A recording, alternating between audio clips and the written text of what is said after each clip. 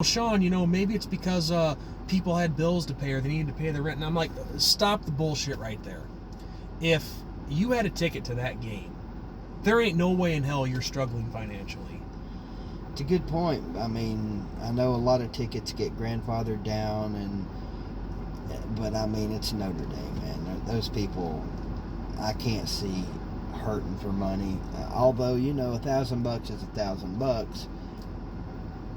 It's $1,000 that if you're a doctor or a lawyer, you don't freaking need it. Yeah, I mean, that's true. But it's just really sad. And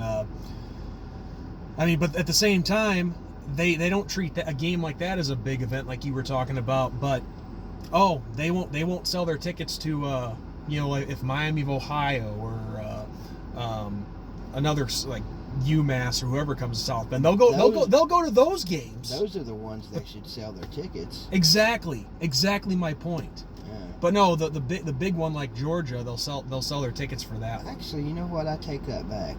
Why sell your tickets at all? Why I know. buy them if you're going to sell them? I know things happen, family emergencies happen. I get that. And sometimes, you buy season tickets and there's a game or two in there that you just don't give a shit about. If I was a season ticket holder at Tennessee, most likely I would have given my Chattanooga tickets to somebody. Yeah. Give them to kids. Someone who hasn't get a chance to go. Exactly. I've never had that experience. Yeah. But I could go on all that, and we're already over the 20-minute mark, but who gives a crap? This is a special video. It's a special occasion. I'm meeting you for the first time. But we'll get back to the Georgia game here.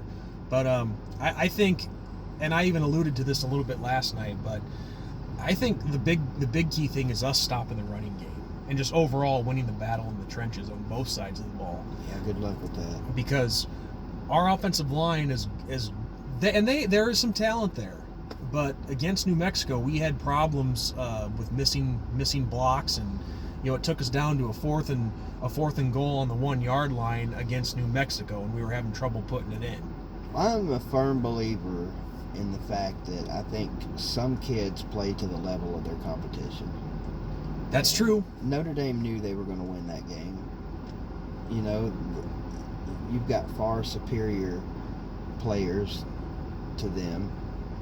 But this is different, This is the big bad SEC. You guys, Notre Dame's going to be coming down here wanting to prove a point. Everybody, the kids all hear the talk, how they don't have a shot. There's no way in hell they're going into Athens, Sanford Stadium, and getting a win versus Georgia. But I believe they can do it. I honestly don't think they will. I think in the end, talent and depth will take over. But I think it'll be a game for a while. I think, I would be surprised if Georgia just jumps on you guys and blows you out from the beginning. That would kind of surprise me. But nothing in the grand scheme of things will really surprise me. No, and if we lose this game, if the Irish lose on Saturday night, am I going to be shocked or surprised? No, I said that already. But the one thing that irritates me the most is that nobody is really giving us a shot at all to win this one. I mean, I mentioned, Paul Feinbaum the other night, the crap that he spouted off towards us. But he's like I said, he's just a carpetbagger pretending to be a Southerner anyway. So that shows you the credibility I have for him. He went to UT, you know that, right? No, I didn't. He graduated from Tennessee. But he grew up in the Northeast. That's the point I'm getting at. Okay. He may have gone to school down here, but we don't claim him anyway. Okay. I was just saying. Well, I'm saying I'm still calling him a carpetbagger anyway. Like I grew up in Illinois, and if I went to school down here, carpet for that head of his. Yes, he does. Yes, he does. A lot of shining going on up there. What is that? What is that, Sean? What is that shit? Shave that shit off. When you've lost that much hair and all you've got is this crap up here, shave it off. I don't know what the style is called, but yeah, where you're bald on top just but hair around the side. Bald is in now anyway. Anyway, yeah. Sorry, No, it's all right. It's all right. It's on your mind. Say what you got to say. But anyway, with this Saturday,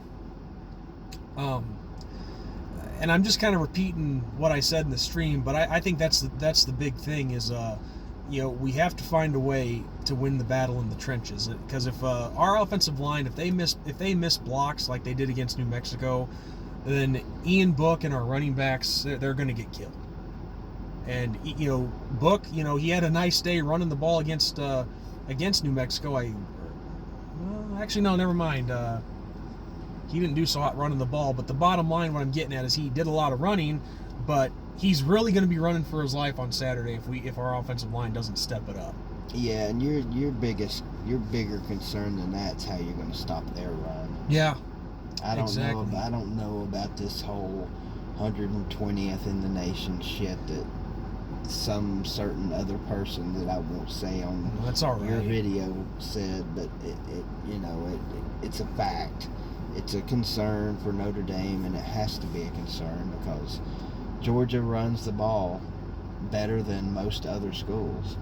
It's what they do. They can throw it too, but they want to run the ball down your throat. Yeah. And they can for the most part.